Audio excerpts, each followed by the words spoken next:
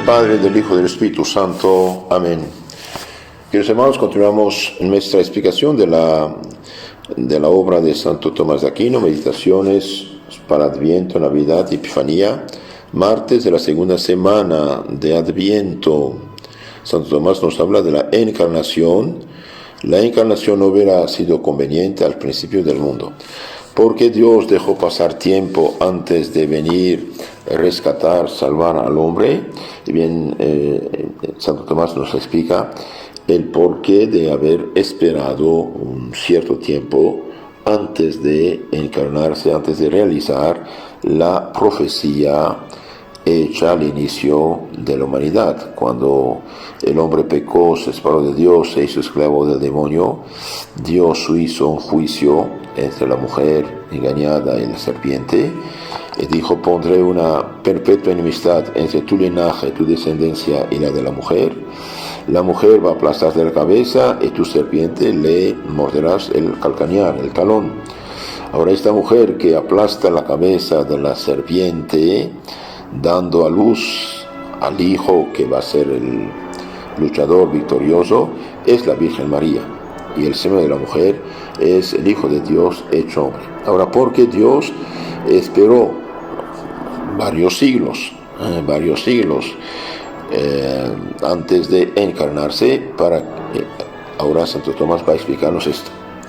Se lee en la epístola a los Gálatas 4:4: mas cuando vino el cumplimiento del tiempo, envió Dios a su Hijo.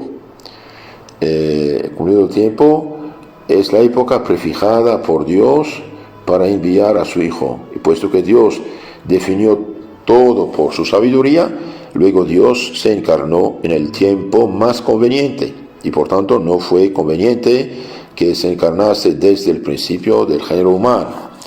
Una persona, por ejemplo, hace un error, y a la hora viene a socorrerlo, repara el error, no mire la tontera que hizo, no mire la miseria en la cual ha caído, no mide la ofensa que cometió, el pecado que hizo, pero si queda bastante tiempo, ahí va a medir. Entonces, si Dios se hubiera hecho rápidamente hombre y salvó al hombre, el hombre no hubiera dado cuenta de todo que le trajo de bien. Como quiera que la obra de la encarnación se ordena principalmente a la reparación de la naturaleza humana por la abolición del pecado, destrucción del pecado, es evidente que no convino que Dios se hubiese encarnado desde el principio del género humano, antes del pecado, porque la medicina no se da sino a los ya enfermos. Y por eso dice el mismo Señor: los sanos no tienen necesidad de médicos, sino los enfermos, porque no he venido a llamar a los justos, sino a los pecadores. En San Mateo 9:12. Tampoco fue conveniente que Dios se encarnase inmediatamente después del pecado. Por la condición del pecado humano, que había provenido de la soberbia, entonces fue conveniente que Dios se encarne después del pecado, por la condición del pecado humano que había provenido de la soberbia, por lo cual el hombre debía ser liberado, de modo que humillado reconociese que necesitaba de un libertador. Por eso Dios, con gran prudencia, determinó que su Hijo no fuese enviado inmediatamente después de la caída del hombre. Precisamente lo dejó en la libertad de albedrío, en la ley natural, para que así conociese las fuerzas de su naturaleza. No puede nada sin Dios. Y habiendo sido así, desleal, recibió la ley. Mas dada esta, creció la enfermedad, y por vicio no de la ley, sino de la naturaleza, para que conocida de ese modo su enfermedad, llamase al médico y buscase el auxilio de la gracia. Entonces el hombre despojado de la gracia y de los dones añadidos, no morir, no sufrir, perfecto orden, equilibrio, armonía entre alma y cuerpo, etc., y despejado sobre todo de la gracia divina, que lo anima, lo santifica, lo purifica, lo elimina, el hombre caído en la miseria más profunda, como el hijo pródigo, y bien va a buscar el médico y va a buscar el auxilio de la gracia y anhelar a un libertador, a causa del orden de la promoción al bien, según el cual se procede de lo imperfecto a lo perfecto. Por lo cual dice el apóstol, no antes lo que es espiritual, sino lo que es animal, después lo que es espiritual. El primer hombre de la tierra, terreno; el segundo hombre del cielo, celestial. 1 Corintios 15:46. Después nos habla de el Hijo de Dios vino a encarnarse después del pecado, para darnos a conocer la dignidad del Verbo encarnado. Pues dice un autor sagrado, un autor santo, mas cuando vino el cumplimiento del tiempo, San Pablo, Gálatas. Cuanto mayor fuera el juez que venía, tanto más larga serie de pregones debía precederle. Entonces, larga lista de santos profetas vinieron a anunciar al Mesías prometido. De hecho, durante casi 1800 años, el pueblo elegido para preparar la venida del Mesías, el pueblo judío, anhelaba la venida del Mesías. También el Hijo de Dios fue anunciado para que no se enfriase el fervor de la fe con la dilatación del retraso, puesto que hasta el fin del mundo se enfriaría la caridad de muchos. Por esta razón se dice, mas cuando viniere el Hijo del Hombre, penséis que hallará fe en la tierra. Entonces el Hijo de Dios se hizo hombre en el tiempo y no esperó al fin del mundo. La caridad tarda en socorrer al amigo salvado, empero la oportunidad de los negocios y la condición de las personas. Porque si un médico diera al enfermo la medicina apenas principio de la enfermedad, aprovecharía menos y le perjudicaría más que le favorecería. Y por eso el Señor no ofreció desde el principio al género humano el remedio de la encarnación, para que no lo despreciase por soberbia, si antes no conociese su enfermedad. Entonces, en resumen, Dios esperó un tiempo para salvar a los hombres, para que apreciasen la medicina que Dios nos ha dado, nos ha prometido.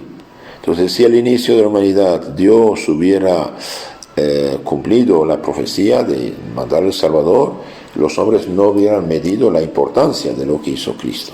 Cuando la humanidad cayó en la más profunda miseria, ahí el Hijo de Dios se hace hombre para ser nuestro maestro, nuestro guía, y sobre todo dar su vida en la cruz para salvarnos. Queridos hermanos, nosotros que vivimos casi 2000 años después de Cristo, que somos herederos de una larga civilización, de largos siglos cristianos, aunque hoy se digan ateos, agnósticos, protestantes, o masones, o no sé qué, o comunistas, o cualquier cosa que se digan, de todo modo, hasta los huesos empapados de cristianismo. Como decía un autor francés, todo francés dice que ateo es cristiano por su civilización. Esto es algo serio. Hoy nosotros no medimos lo que nos trajo Cristo. No nos damos cuenta que sin Cristo y su iglesia ni siquiera tuviéramos esta civilización técnica científica. Es la iglesia de Cristo, es la luz de la fe verdadera que nos hizo posible estos avances técnicos, y sobre todo en lo moral, el progreso moral. Es verdad que ahora hay una decaída extraordinaria hacia el paganismo total y absoluto, en los vicios y pecados, por la maldad de unos y su constante propaganda para hacer caer la gente en el pecado, infiltración de la iglesia por fuerzas anticatólicas o ideas falsas. Pero no medimos todavía que lo que hoy pasa en la sociedad, por ejemplo, aborto, Sodoma y Gomorra, matrimonio del mismo, todas esas locuras, divorcio, aborto, unión libre, inmoralidad, todas esas cosas, esto es fruto de la descristianización, y el mundo pagano conocía esas cosas. El mundo pagano era vicioso. El mundo pagano no tenía la gracia, no tenía el Evangelio, no tenía los 10 mandamientos, no conocía la virtud de caridad. Al contrario, ser misericordioso, caritativo con el enemigo era debilidad para unos pueblos paganos, era una cobardía. Por ejemplo, el derecho de los prisioneros, que Dios nos preserve de la guerra, pero derecho de los prisioneros, y caramba, el mundo pagano, ¿acaso conocía esas cosas? Para nada. El pueblo conquistado estaba sometido al conquistador, y sus jefes matados, estrangulados. Por ejemplo, Julio César, después de haber conquistado las Galias, lo que sería hoy Francia, Bélgica, una parte de Suiza actual, y bien hizo estrangular el rey de los Carlos, de los futuros franceses, Vercingetorix, pobrecito. Los prisioneros de guerra estaban vendidos como animales, eran esclavos. La mujer era una eterna menor, vendida, comprada, bajo dominio de su marido, de sus hijos, como ahora con los musulmanes, por ejemplo. Los niños, el aborto era muy frecuente en el mundo antiguo.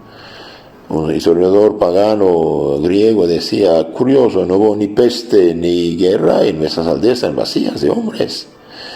¿Por qué se cayó el Imperio Romano? ¿Por qué cayó la Grecia? Y porque ya no tenían gente.